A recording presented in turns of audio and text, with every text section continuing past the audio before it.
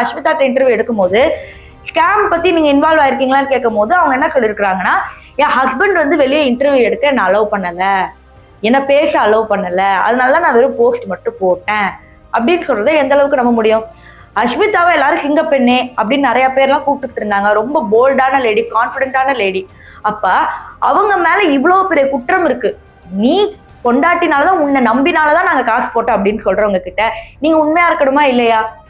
So இப்ப இவங்க வந்து ஃபர்ஸ்ட் என்ன சொன்னாங்க, மேக்கப் அகாடமி வேற, இது வேற, எனக்கு அவருக்கு சம்மந்தம் இல்லைன்னு சொல்லிட்டு இருக்காங்க. இப்ப வந்து நான் சொல்லலாம்னு நினைச்சேன், ஆனா என் கணவர் விடல அப்படின்னு சொல்றது ஏத்துக்கும்படியா இல்ல. அதாவது இன்டர்வியூ எடுக்கிறவங்களே டைவர்ட் பண்ண பாக்குறாங்க, அதாவது ஸ்கேம டோட்டலாவே மடக்க பாக்குறாங்க.